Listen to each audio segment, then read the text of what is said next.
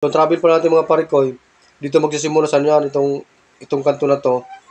Tapos dito sa kabila, dito sa kanto na to. Dito yung pagsukat ng mga parikoy ng travel niya. Kailangan yung sukat dito mga parikoy, pati dito sa ilalim, tsaka dito magkaparehas ang sukat niya.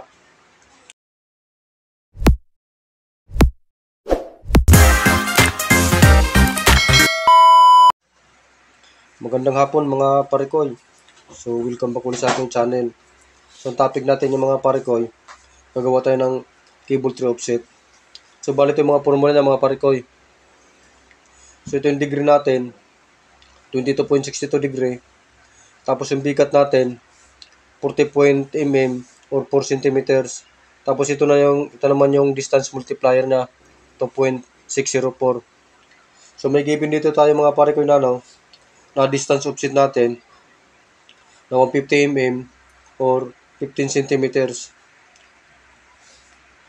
So baling gagawin natin mga parikoy, itong distance offset natin, mumultiply lang natin dito sa distance multiplier natin na 2.604.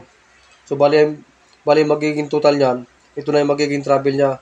So pag minultiply natin itong 150 mm or 15 cm sa 2.604, bali yung total niya 396 mm or 39.6 cm. So ito yung magiging travel niya mga parikoy. Ito yung haba ng travel niya. So sa ngayon mga parikoy, gagawa tayo ng actual para makita natin kung tama tong formula niya. Itong degree niya, tsaka itong bigat natin, tsaka itong distance multiplier. Bali ito na yung sukat natin mga parikoy. So bali ito na yung 396 mm saka 13 or 39.6 centimeters.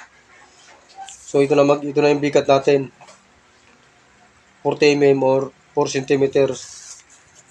So pagsukat pala mga parikoy ng travel na pag-guhit sa actual, bali dito tayo mag-umpisa ng halimbawa itong kanto na to, saka dito sa kabila, dito sa kanto na to, dyan. Dito yung natin mga parikoy, sukat ng 396 mm or 36 at 39.6 mm. Saka sukat dito mga parikoy sa sukat dito, dyan. Kailangan magkapareha sa baba ang sukat dyan. Tapos itong bigat natin, kailangan magkapares ng bigat yan. Magkapares ang pagkating natin. Kakatingin mo natin para makita natin kung tama tong formula niya.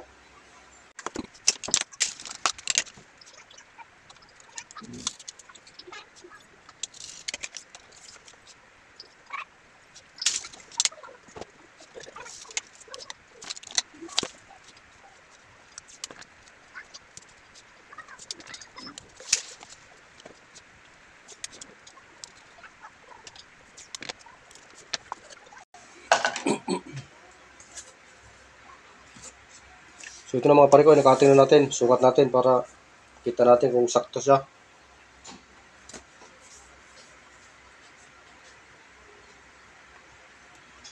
So yan mga parikoy, sakto yung sukat niya. Tama yung formula natin, saka yung bigat natin, sakto yung bigat niya. So sa ngayon mga parikoy, halimbawa pag lumagpas po kayo dito sa lapad ng cable tray, ito kasi sample natin mga parikoy, lang to, yung 100 mm or 10 centimeters. So ito pala lapad ng cable tray natin.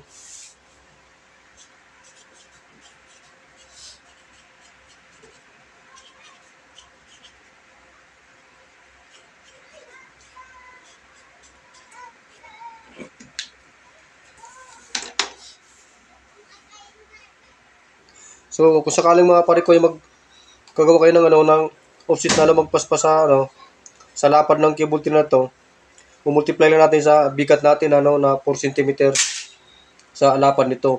Yung total niyan, yun yung total bigat nyo rito.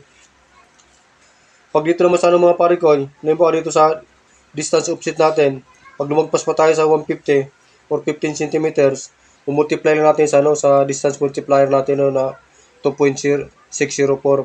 Ang magiging total din yan, yun yung magiging travel natin. So yun lang mga parikoy. Salamat sa panonood.